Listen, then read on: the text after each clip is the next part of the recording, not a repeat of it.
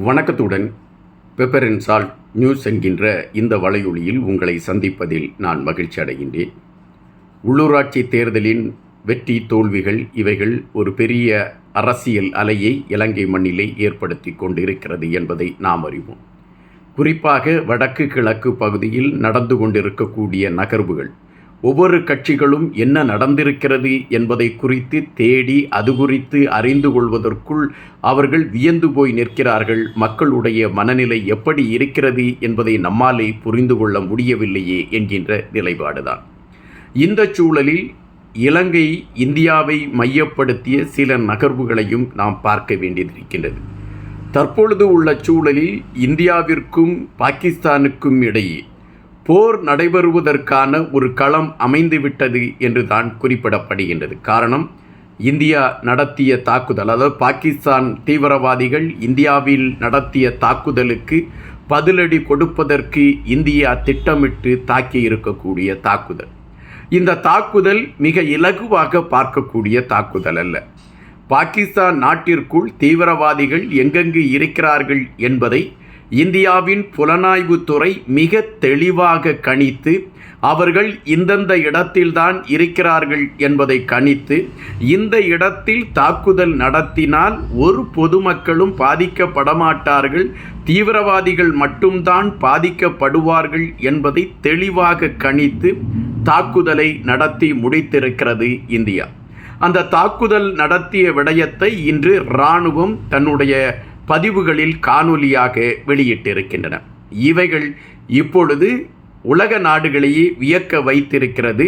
ஒரு அப்பாவி மக்கள் கூட இறக்காமல் திட்டமிட்டு தீவிரவாதிகளை மட்டும் இந்தியா அழித்திருக்கிறது என்றால் இந்தியாவின் இராணுவத்தின் பலம் என்ன என்பதை பல நாடுகள் புரிந்திருக்கின்றது. அதே வேளையில் பாகிஸ்தானும் இந்தியாவிற்கு எதிரான அறிவிப்பை வெளியிட்டிருக்கிறது. அந்த அறிவிப்பில் நாங்கள் கண்டிப்பாக இந்தியாவிற்கு பதிலடி கொடுப்போம் என்று அறிவித்திருக்கிறது. இந்தியா இதற்கு பின்வாங்குமா என்கின்ற எண்ணம் இப்பொழுது இல்லை. இந்தியாவை பொறுத்தமட்டில் மிக தெளிவாக ஆங்காங்கே இராணுவம் சுறுசுறுப்படைய தொடங்கிவிட்டது. இந்தியாவில் எந்தெந்த இடங்களில் பாதுகாப்பு இடைஞ்சல்கள் ஏற்படும் என்று கருதப்படுகின்றதோ அந்தந்த இடங்களிலெல்லாம் இந்திய இராணுவம் தன்னுடைய பலத்தை நிரூபிக்க ஆங்காங்கே இந்திய இராணுவ முகாம்கள் அமைக்கப்பட்டு கொண்டு இருக்கின்றன. இந்த வேளையில் இந்தியாவின் அருகில் இருக்கக்கூடிய இலங்கை இந்தியாவிற்கு எப்படி ஒரு ஆதரவு நிலையை எடுக்கும் அல்லது இந்தியாவிற்கு எதிரான நிலைப்பாட்டை எடுக்குமா என்கின்ற விடயத்தில் இந்தியா மிக உன்னிப்பாகவே கவனிக்க தொடங்கி இருக்கிறது என்பதை நாம் இங்கு பதிவு செய்ய வேண்டியதாக இருக்கின்றது. பாகிஸ்தானுக்கு ஆதரவாக சீனா, நாங்கள் பாகிஸ்தானுக்கு ஆதரவாக நிற்போம் என்ற கருத்தை அவர்கள் ஏற்கனவே பதிவு செய்து விட்டார்கள். அதுபோல துருக்கியும் நாங்கள் பாகிஸ்தானுக்கு ஆதரவாக இருப்போம் என்று பதிவு செய்து விட்டார்கள். இலங்கையை பொறுத்தமட்டில் இந்தியாவோடும் சீனாவோடும் மிக நெருக்கமாக பயணித்து கொண்டிருக்கக்கூடிய நாடு. ஆனால் தற்பொழுது இந்த போர் மூளக்கூடிய சூழலில் இலங்கை யாருக்கான ஆதரவு நிலையை எடுக்கும் என்கின்ற விடயத்தில் பல கேள்விகள் எழும்பிக் கொண்டு இருக்கின்றன.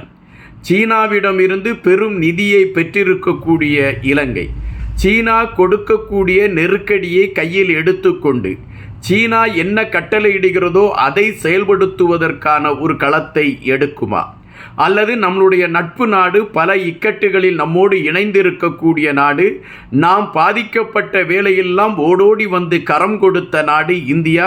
எனவே இந்தியாவிற்கு ஒரு இக்கட்டு வருகின்ற பொழுது இந்தியாவிற்கு நாம் அரணாக இருக்கக்கூடிய களத்தை எடுக்க வேண்டும் என்று எண்ணுகிறதா?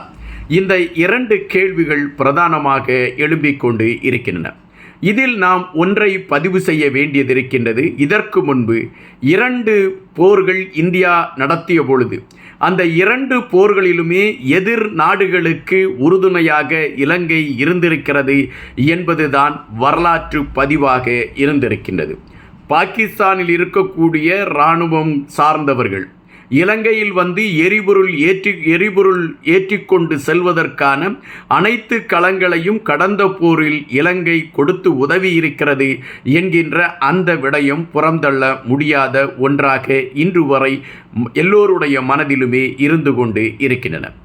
இந்த சூழலில் தற்பொழுது பாகிஸ்தான் இந்தியா மீது ஒரு தாக்குதலை நடத்துவதற்கான ஒரு முனைப்பை எடுத்தால் இந்தியா கொடுக்கக்கூடிய பதிலடி உண்மையிலே இதுவரை இந்தியா இதுபோன்ற ஒரு தாக்குதலை நடத்தவில்லை என்பது போல இருக்கும் என்றுதான் டெல்லியில் இருக்கக்கூடிய பலர் குறிப்பிடுகின்றார்கள். அப்படி என்றால் இம்முறை இந்தியா ஆசியாவில் தான் ஒரு வல்லரசு நாடு என்பதை பிரகடனப்படுத்தி தன்னை மிஞ்சி ஆசியா கண்டத்தில் யாரும் இல்லை என்பதை நிரூபிக்க வேண்டிய ஒரு கட்டாயத்தில் இருக்கக்கூடிய காரணத்தினால் பாகிஸ்தானுக்கு ஒரு சரியான பாடத்தை இந்தியா கற்றுக் கொடுக்கும் என்கின்ற ஒரு நிலைப்பாடு இருக்கிறது.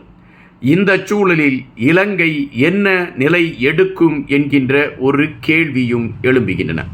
இது விளையாட்டாக எடுக்கக்கூடிய கேள்வி அல்ல.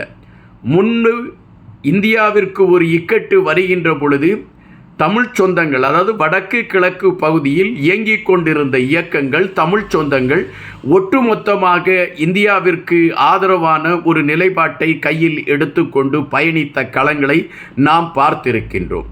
ஆனால் தற்பொழுது இயக்கம் சார்ந்த செயல்பாடுகள் ஒட்டுமொத்தமாக சுமார் 15 வருடங்களாக செயல்பாட்டில் இல்லை. எந்த இயக்கங்களும் இப்பொழுது தங்களுக்கான உரிமைகள் என்கின்ற அடிப்படையில் போராட்ட களத்தில் இல்லை. இலங்கை ஆட்சியாளர்களை அண்டி அரசியல் களத்தை கொண்டு செல்லக்கூடிய அரசியல் நிலைப்பாடுகள் தான் இப்பொழுது இலங்கை மண்ணில் நடந்து கொண்டு இருக்கின்றன. அப்படி தமிழ் அரசியல் சார்ந்தவர்கள் இலங்கைக்கு நெருக்குதல் கொடுத்து நீங்கள் இந்தியாவிற்கு ஆதரவாக பயணிக்க வேண்டும் என்கின்ற நிலைப்பாட்டை உருவாக்கினால் சிங்களத்தை மையப்படுத்தி பயணிக்கக்கூடிய சிங்கள தலைமைகள் அதற்கு ஒத்துக்கொள்வார்களா என்பது கேள்விக்குறி. காரணம், 13வது சட்ட திருத்தத்தின் அடிப்படையில் தமிழர்களுக்கான தீர்வு எழுதப்பட வேண்டும் என்கின்ற ஒரு நிலைப்பாட்டை உறுதியாக கைப்பிடித்து கொண்டு பயணித்து கொண்டிருக்கக்கூடிய இந்தியாவை கடுமையான விமர்சனம் செய்து கொண்டிருக்கக்கூடிய சிங்கள தலைவர்கள் பலர் இருக்கிறார்கள். அவர்களை பொறுத்தமட்டில் சீனாவிற்கு ஆதரவான நிலைப்பாட்டை எடுக்க வேண்டும் என்கின்ற அழுத்தத்தோடு பயணிக்கக்கூடியவர்களாக இருக்கிறார்கள் என்பதை நாம் இங்கு பார்க்க வேண்டியதாக இருக்கின்றது.